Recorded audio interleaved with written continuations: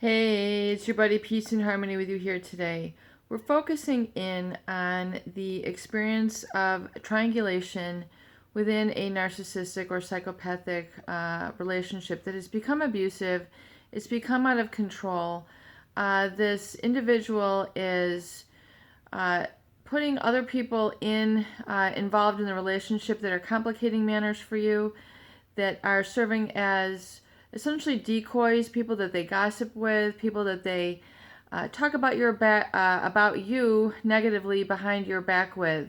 This essentially is known as triangulation. It's a very hallmark and typical behavior of a narcissist or psychopathic abuser, where they utilize other people in the environment or in the family or in the community or your group of friends, where they basically chitter chatter, gossip about you, pit you against one another, and essentially will drum up lies, talk about you, either something that you had done that they felt was wrong or stupid or silly or uncalled for, and they'll blow it out of proportion.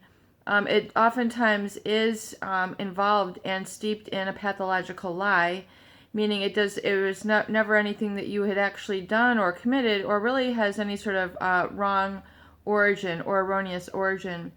Essentially, it's this person's ploy, it's a tactic, it's a smear campaign. And the very design of it is to make them look like the good guy, make them look like they're the ones with all the values, the ethics, the know-how, the superiority. They all of a sudden become very important when they have this privy information.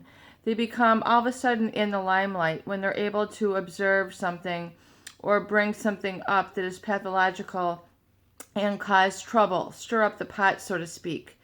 So and oftentimes too, if you have several narcissists in this group, this family, this workplace, they will become very used to and adept at utilizing this triangulation method, which means talking amongst each other about you behind your back, ganging up for you in the rafters, so to speak, ganging up on you, keeping information, keeping opinions, keeping score, if you will, about what you've done and how odd you are or how different you are. And this is a very coy, cunning, and very typical manipulation tactic. That's all it is. It has nothing to do with reality. It has nothing to do with anything really sort of important. They might make negative comments about you, even though you're in the other room, where you can overhear them, and you're in the midst of a big gathering, and then here they go, talking about you behind your back, but you can subtly hear it. And so they make these moves in order to kind of gather up momentum on the smear campaign and drum up that emotional sort of angst and sort of rallying against you. They'll drum up this insidious sort of covert information about you, which then will be used as kind of an undergirding attitude towards you in the course of the event. And it makes them even seem more and more fake. So they really do get aroused, and they really do get excited about insulting others. They get very excited about getting one up on other people. They really feel like they're in the director's box if they are able to insult others. So it's really sort of a very petty and a very low-minded, gossipy sort of triangulation technique. So if you see this, don't be alarmed. I always say, consider the source, of course, but realize that it's a tactic in order to inflate their position and then keep you down. So they feel safer if they can keep you down, and they feel less threatened if they can be up. So they're oftentimes going to engage in this behavior where you kind of see it, you hear about it through others, and it's meant to kind of throw you off your rocker, throw you off your groundedness, throw you off your focus, and be distracting, serve to intimidate you, serve to incite you, serve to really get you off of your track and upset you. And of course, see, if they can upset you, then they have the upper hand. If they can upset you, then you're not being your optimal self. You're not being your best self. You're not living empowered. If you're constantly living in intimidation and fear, then you're constantly worried about them. And then what oftentimes people do then is then they go to people please these people, which is absolutely positively not the right way to deal with it. You do not deal with these sort of narcissistic, self-inflated, low empathy, controlling, and manipulative people by people pleasing. It perpetuates the cycle. They have, in essence, won, and that's not really how you're meant to behave. You're meant to live in rooted and grounded within yourself, and really, creating more positive experiences, emotions, and being freed up of that sort of tyranny and that sort of false authority that they create over you. So realize, one is first is awareness, and that they really do not have authority over you. They do not have dominion over you. They do not really have power over you unless you give them that control. So no one can really have power over you unless you allow them to. Unless you are not able to control your reactions, they are in essence just going to be pushing buttons, pulling strings, using triangulation, talking falsehoods about you behind your back, and trying to ruin your reputation. So, how do we really deal with it? For one, realize the source, that this is a manipulation tactic, it's a control tactic, and just don't give in. Don't get sucked in, don't get hoovered in.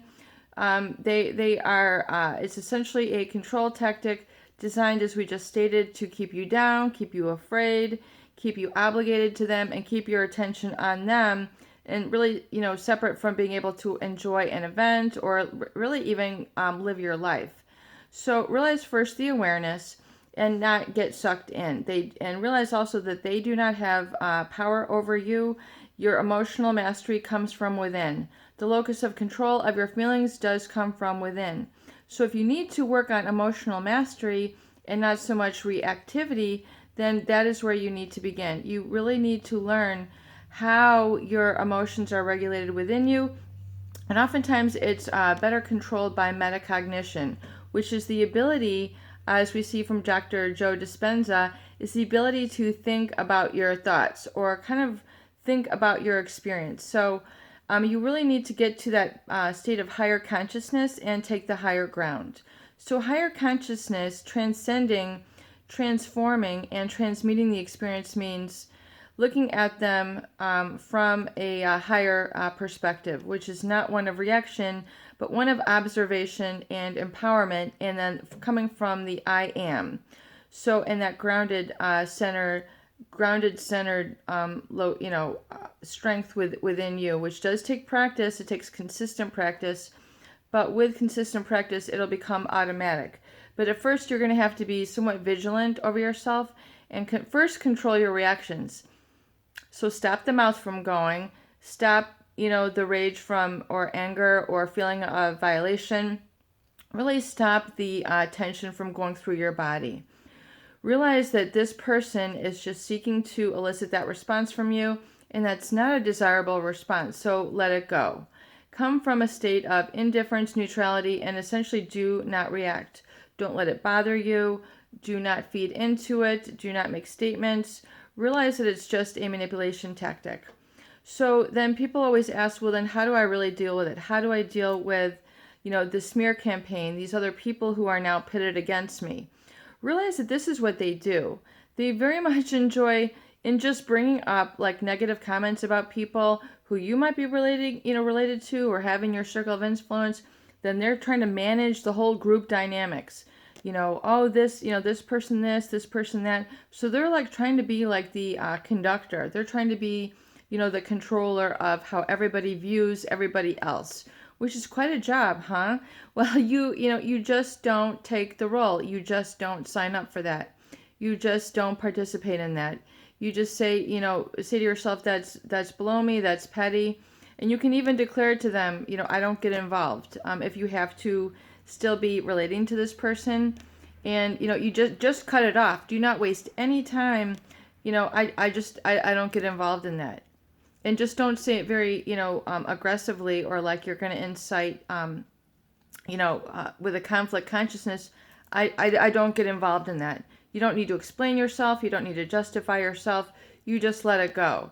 And realize that if these people who you're hanging around, and that's where the level that they want to be involved in, well, great. Allow them to live, where they're gossiping about people, saying lies about people, living in that falsehood, living in that illusion, living in that delirium.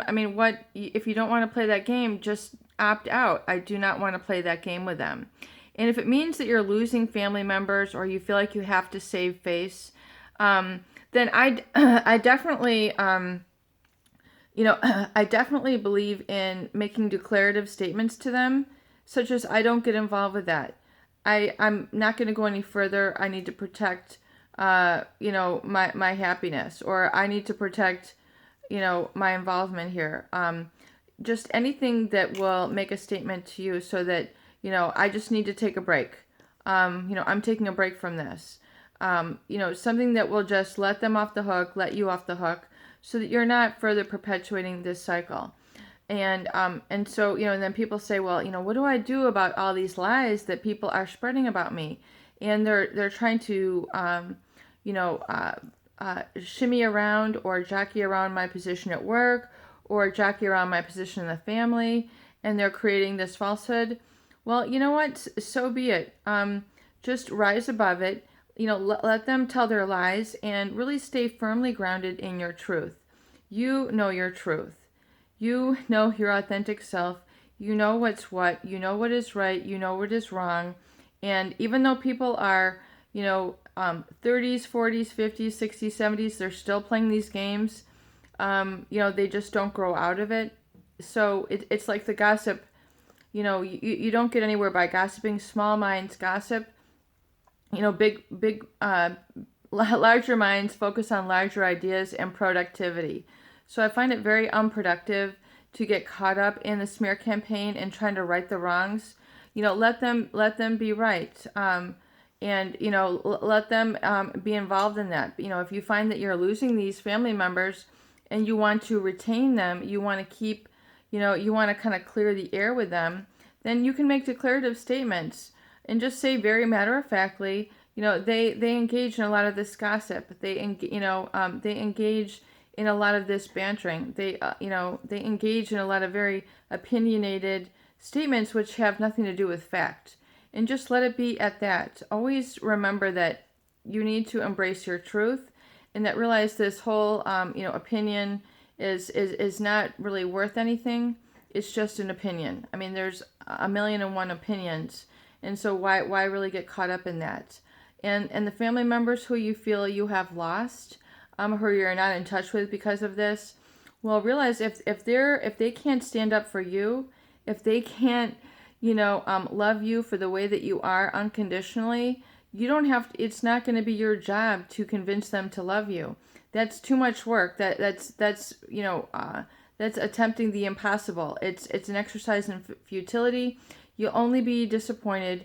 You'll only be exhausted. You'll only be discouraged and really disenchanted with them, and then with life in general, if you start to really try to, quote unquote, force other people to behave in certain ways. If you can't lead by example, if they can't love you for who you are and what you've done, and look on the positive, and look on faith in all your good deeds, all your good works, and for where you're living proactively, coming from you and what you believe in, not people pleasing, then let them go. They're not worth having as companions. They're not worth having relationships with. They are toxic people by proxy, and you just need to let them go. There's other people out there who are delight to be with, and who enjoy the same things as you do, and who have an open heart, and who are not judgmental, narcissistic, and abusive. So it's better off to be by yourself than with the abusers, and it's better off to seek really good-natured people who are not toxic to surround yourself with, and create a further new group of influence, and people who you can truly identify with and enjoy spending time with. Peace and harmony with you here today. I hope these videos do help. Please share and please subscribe for more great tools, videos, discussion, and support.